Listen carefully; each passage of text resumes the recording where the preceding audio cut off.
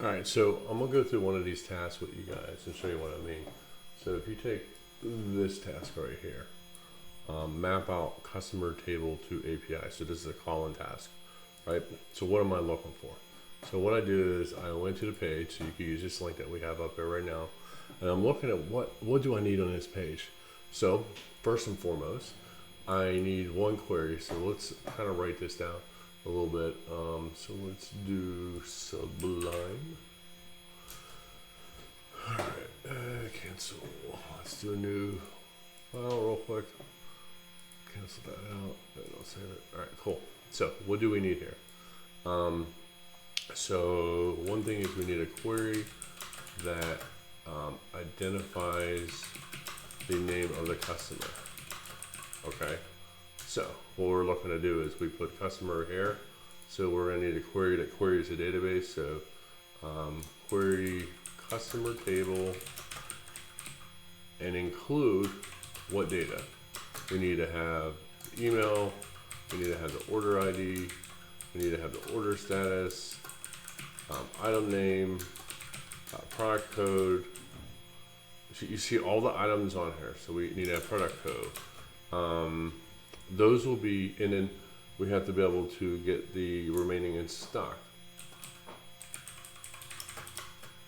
And that might be a different query, but anyways, remaining in stock, actually that will probably be a different query. It won't be on the customer table, so we have to think about this. So we'll say product code, that'll be all the information. Let me double check.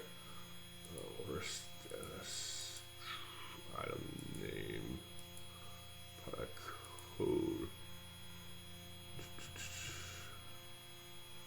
Trying to think how we do this. Well, so this is a tricky thing.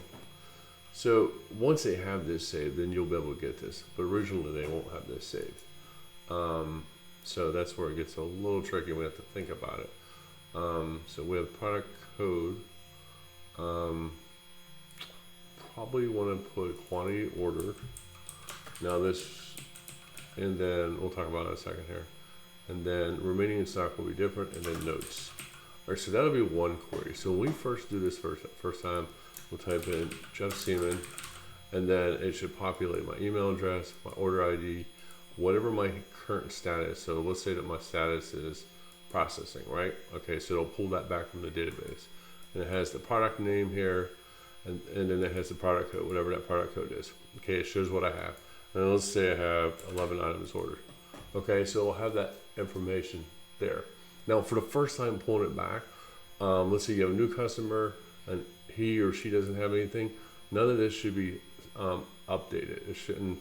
Maybe it's we need another status here, and we'll have to talk to them about not started. So we'll have to talk about how this works as well. Now we have this like this. We could use it in a database, but for now we could just hard code it like that. We'll have to pull this information back. But anyway, so that's one query I can think of right there. For the name right here, I'm thinking it's gonna be easy for us to do a drop down list. So we're gonna need another query here. So second query is gonna be that does a select distinct on customer name from customer table. Okay, so you're gonna need that query. You're also gonna need a query to identify what remaining stock. So query that identifies the remaining stock. From where? I don't know. So wherever that table, that inventory database, going to be inventory table, you'll have to say, for example, you'll have to pass in the product code. So maybe it's, we'll have to look at it. Maybe it's under item name and product code. And then we identify how many is in that product code, and we have to be able to go negative. So those will be your parameters. So maybe select, we'll say, what is it? Remaining stock.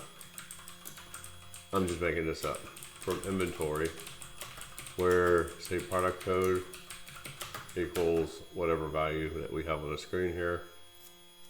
1, 2, 3, whatever. And then we will get that value back and put it in that box. We'll embed it there. So that's 3 queries I can think of. other thing is, those are your get queries. Now think about your save queries. So you need a query to save this, so that's an insert statement. And you got to think about where you're inserting. You're gonna have multiple inserts. Insert one is gonna be to customer table. You might have another insert somewhere else. In this case right here, looking out loud, the only thing that you'll want to do is you will want to an update statement that updates the inventory table. Because, and I haven't looked at inventory table, I'm just talking out loud. We're going to want to update that so that, like, for example, let's say that, you know, you order 11 products and now there's 23 products left. We'll say originally there was 33 products remaining. You ordered 11, so now you have 22. So what you're going to need to do is update that table so that it reflects on this as well. Yeah, those are pretty much it. What I think that you'll need. So this is just an example of all these different map out things. You'll have to do the same thing for shipments, shipment detail, etc. So what I'm looking for you guys to do is write this down, create these queries, and then apply them in here. If you have questions, you know how to reach me. Thanks for watching. Bye.